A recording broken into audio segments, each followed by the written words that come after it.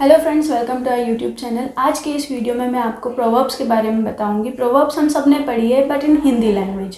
Hindi language के अंदर हमने प्रोवर्ब्स पढ़ी है लोकोक्तियों के रूप में, और हमें पता है कि आइडम्स और प्रोवर्ब्स का यूज़ हिंदी में कैसे होता है। जैसे मुहावरे और प्रोवर्ब्स का यूज़ हम हिंदी में जानते हैं, बट इन इंग्लिश के अंदर प्रोवर्ब्स का यूज़ किस तरीके से होता है वो हम नहीं जानते। तो आज के इस वीडियो में हम उसी के बारे में बात करेंगे कि प्रोवर्ब्स का यूज़ किस तरीके से यूज होता है।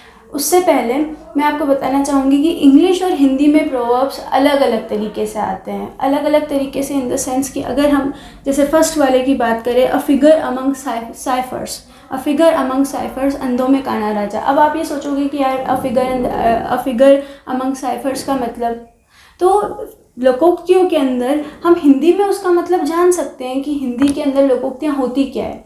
मतलब हिंदी में जैसे वहाँ लिख रखा है अंधों में काना राजा, तो हमें पता है कि यार हाँ, एक बुद्धिमान व्यक्ति हजारों मंद बुद्धियों में एक बुद्धिमान व्यक्ति कह सकते हैं इसको। पर इंग्लिश के अंदर हम इसका अगर वर्ड टू वर्ड मीनिंग निकालें तो ये बहुत ज़्यादा हार्ड पड़ जाएगा हम लोगों के लिए। जैसे फर्स्ट फॉर एग्जांपल, जैसे हम सोचें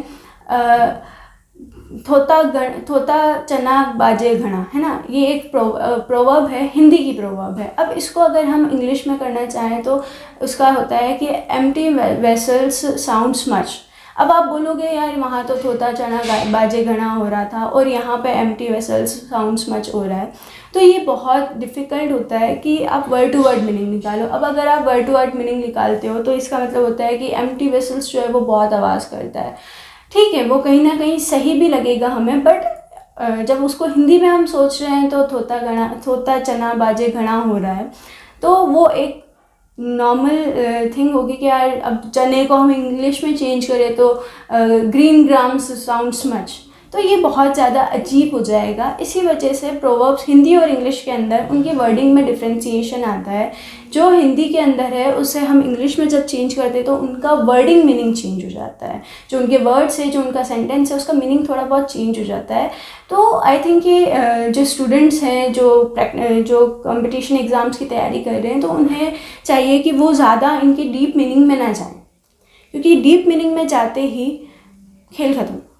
डीप मीनिंग में जाते ही ऐसा होगा कि आप उसी डीप मीनिंग के अंदर ही रह जाओगे। आप उसकी मीनिंग को सोचते रहोगे, यार यहाँ ये क्यों आया, हिंदी में तो हम ऐसा पढ़ते हैं ऐसा पढ़ते हैं, तो वो एक बहुत ज़्यादा कॉम्प्लिकेटेड थिंग बन जाएगी आपके लिए। तो I think we should start the video.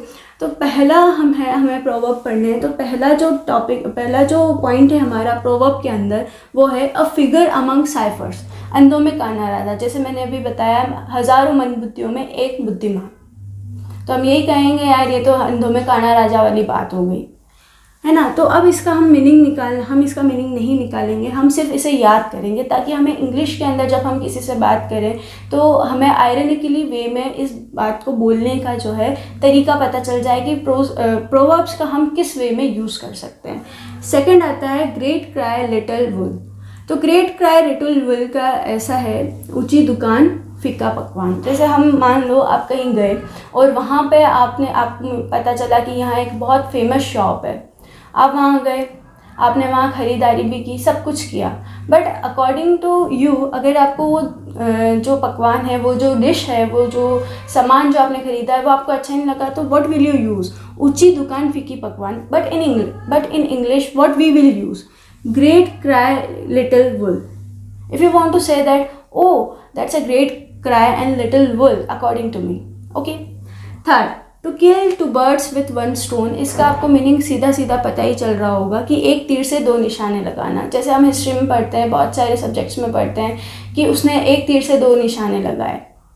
उसने राजा को भी मार दिया, उसके बेटे को भी मार दिया, और फिर वो गद्दी पे बैठ गया। और एक तीर से दो निशाने, वहाँ बहुत सारी बार ये प्रोवर्ब यूज़ होती है। तो इंसिस्ट, आप हिंदी में अगर बोल रहे हैं तो ठीक है एक तीर से दो निशाने लगाना, but insist of this you can use in English to kill two birds with one stone. अब इसका ये मतलब मत पूछना कि एक स्टोन से दो बर्ड्स को मारना, हमें सिर्फ इसको याद रखना है। फोर्थ है हमारे पास मच अडो अबाउट नथिंग। होदा पहाड़ निकली चुहिया। होदा पहाड़ निकली चुहिया हम सब जानते हैं कि ज़्यादा भार भी उठाया, सब कुछ किया और हमें बहुत कम उसका जो है मुनाफा मिला। खुदा पहाड़ निकली चुईया, भाई बहुत कुछ सोचा था, एक्सपेक्टेशन तो बहुत कुछ की थी बट हुआ नहीं। ठीक है, तो मच अडो, अब आप हिंदी में बोलते हो तो खुदा पहाड़ निकली चुईया बोल सकते हो, but in English if you want to learn the proverb in English तो आपको चाहिए कि मच अडो अबाउट नथिंग आप बोलें। ठीक है, फिफ्थ है an idle mind is the devil's shop. ये हमारे पेरेंट्स या हमारे ग्रैंड पेरेंट्स सब कहते हैं हमको कि idle mind is a devil shop, but in Hindi, क्योंकि उन्हें बहुत कम इंग्लिश आती है, बहुत सारी जगह आती भी है, तो इन हिंदी वो कहते हैं बेटा खाली दिमाग शैतान का घर होता है। इसलिए हमारे पेरेंट्स बोलते हैं बेटा just keep your mind busy, आप अपने माइंड को क्या करो, बिजी रखो, ताकि आपका जो दिमाग है वो शैतान का घर ना बने। वाई? तो उसका रीज़न वही जानते हैं क्योंकि हमें खुराफाती बातें आती है। जब हमारा माइंड जो है वो बिज़ी नहीं होता है, जब वो फ्री होता है तो हमें कुछ ना कुछ खुराफाती करने की, कुछ ना कुछ खुराफाती आइडियाज़ हमारे माइंड में आ रहे होते हैं, इस वजह से वही बात कहते हैं। तो अब हिंदी में अगर आप बोलोगे तो ये बोलोगे खाली दिमाग शैतान का घर होता है, but in English if you want to say तो आपको चाहिए कि आप ये बोलें an idle mind is the devil's shop. What you will say, an idle mind is the devil's shop. Sixth है let the past bury its dead. Suppose आपने कुछ कर दिया, सपोज़ तो आपने बचपन में कुछ ना कुछ काम किए होंगे, तो अगर आपके पेरेंट्स जो हैं वो बचपन की बातें आपको बता रहे हैं तो आप क्या बोलोगे, यार मम्मा घड़े हुए मुर्दों को मत उखाड़ो, घड़े हुए मुर्दों को मत उखाड़ो। तो इंसिस्ट, आप हिंदी में ये चीज़ बोल रहे हो, but if you want to say this in the English और if you want to learn it in the English तो आप कहोगे let the past bury it dead. Let the past bury its dead. What will you say? Let the past bury its dead. Okay. Seventh हमारे पास आता है a bad workman quarrels with his tool. ये हम सब ने किया है, हम सब ने किसी ना किसी को दोष दिया है। जब कोई काम हमें नहीं आता है तो हम किसी को दोष देते हैं। तो इसका मीनिंग यही होगा नाच ना जाने आंगन टेढ़ा। हमें हुआ है बहुत सारी बार, कुछ काम हमसे नहीं होता है तो हम कहते हैं कि ये चीज़ ही ख़राब होगी, मैं तो सही कर रहा हूँ, चीज़ ही ख़राब होगी, है ना। तो a bad workman quarrels with his tools. नाच ना जाने आंगन टेढ़ा। एट्थ है small wit great beast. Small wits great beast, छोटी मुंह बड़ी बात। बहुत सारी बात ऐसा होता है कि कोई चापलूसी करने वाला होता है, कोई मान लो सपोज़ कि कोई बड़ा सेठ है, उसका कोई चापलूस करने वाला, उसका जो कह सकते हो मंत्री या कुछ भी कह सकते हो, तो वो इंसान कहता है साहब छोटी मुंह बड़ी बात, पर उन्हें ऐसा नहीं करना चाहिए था। If you also want to say this thing in English तो आप कहना small wit great beast. Okay, what will you say, small wit great beast. Ninth है टिट फॉर टैट, जैसे को तैसा। सीधी सी बात है, अगर आप किसी के साथ बुरा काम करोगे तो आपको भी क्या मिलेगा, बुराई मिलेगी, बदले में आपको भी बुराई मिलेगी। तो हम हिंदी में बोलते हैं जैसे को तैसा, but in English what we will say tit for tat. उसे क्या हुआ, what he deserve, tit for tat he deserve. Okay. 10th है which is the last, to add insult to injury. Suppose आपके साथ कुछ अनहोनी हो गई या आपने एक बहुत बड़ी मिस्टेक कर दी और आपका कोई बहुत अच्छा दोस्त है और वो आपको कह रहा है कि यार तुझे ऐसा नहीं करना चाहिए था, तुझे पता है ऐसा हो गया, तो आप क्या कहोगे, यार जले पे नमक मत छिड़कना, यार क्यों कर रहा है ऐसा, क्यों मेरे जले पे नमक छिड़क रहा है। तो insist of this if you want to influence, if you want to say that कि नहीं, अगर आपको इन्फ्लुएंशियल करना है अपने आप को और अगर आपको फ्लुएंटली इंग्लिश बोलनी है तो आपको कुछ ऐसे वर्ड्स जैसे ऐड इंसल्ट टू इंजरी, जले पे नमक छिड़कना वाली बात जो है आप इसको ऐसे बोलते हो, don't add insult to my injury, ठीक है, या टू द इंजरी। इस किसी भी वे में आप इसे बोल सकते हो। Now I want to repeat all this things. तो फ्रेंड्स, फर्स्ट जो टर्म है हमारे पास आता है अ फिगर अमंग साइफर्स, अंधों में काना राजा। तो हम इसे बोलेंगे, अगर हम इसे सेंटेंस में यूज़ करते हैं तो हम बोलेंगे a figure, he is a figure among ciphers. What we will say, he is a figure among ciphers. Second है ग्रेट क्राई लिटिल वुल, ऊंची दुकान फीके पकवान।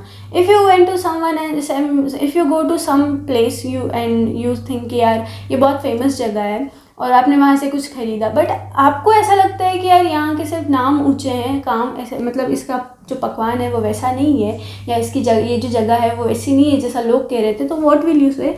That shop is like great cry little wool. What will you say? You will say great cry little wool. Third है to kill two birds with one stone. To kill two birds with one stone. That king is like that he kills the two birds with the one stone. What he did, he just killed the two birds with one stone. एक तीर से दो निशाने लगाना, उस राजा ने एक तीर से दो निशाने लगाए, है ना। फोर्थ है हमारे पास में मच अडो अबाउट नथिंग।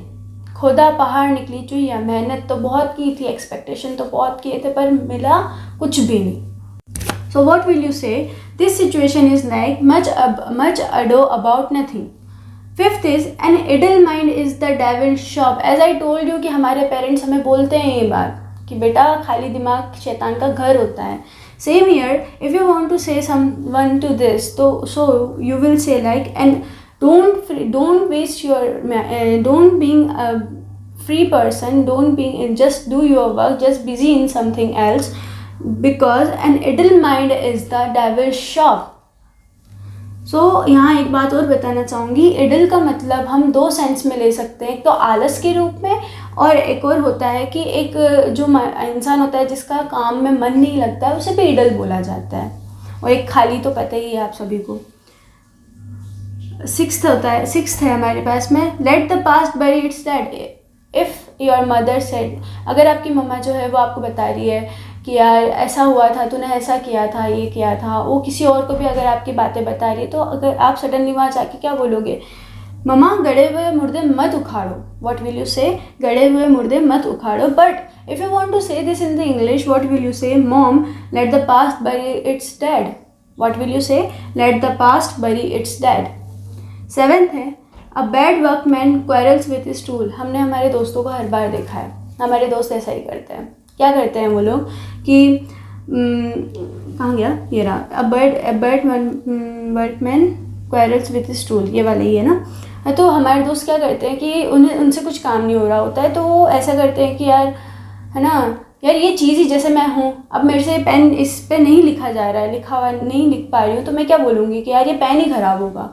मैं अपने आप को दोषी ना ठहरा के मैं किसी और को दोषी ठहरा रही हूँ, जिसके इसलिए तो यह कहा गया है नाच ना जाने आंगन टेढ़ा। तो if you want to say this to your friend और for your friend, what will you say? Just look a bad workman quarrels with his tool. If you want to say this to me, so what will you say? That you the bad workman just quarrel with you are the bad, just like me. So I am a bad workman. What I am doing, I am just quarrel with my tools. Okay. 8th है small wit great beast. Small wit great beast. कुछ लोग होते हैं जो कहते हैं साहब छोटी मुँह बड़ी बात, पर इसको ऐसा नहीं करना चाहिए था। और अगर आपको इसको ऐसे बोलना है, अगर आपको इस चीज़ को इस इंग्लिश वे में समझना है, तो what will you say and what will you write? Small wit great beast. Okay.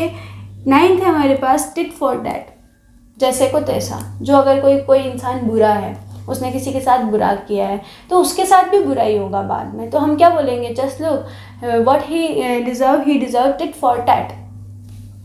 10th आता है हमारे पास में एड इंसल्ट टू इंजरी, चले पे नमक छिड़कना। अगर आपका दोस्त है, आप किसी चीज़ से परेशान हो और वो आपको बार बार वही चीज़ बता रहा है, तो what will you say? Don't add insult to my injury. What will you say? Don't add insult to my injury, चले पे नमक छिड़कना। तो आप क्या कहोगे? मेरा जो दुख है उसके ऊपर है ना, तो बार बार नमक मत छिड़क। सो आई होप कि आपको वीडियो पसंद आई होगी, आपको समझ में भी आया होगा। अगर आपको ये वीडियो पसंद आई है, अगर ये आपके लिए यूज़फुल है, तो share the channel, subscribe the channel and like the video. Thank you so much. And if you have any kind of problem and so you can comment me. Thank you so much.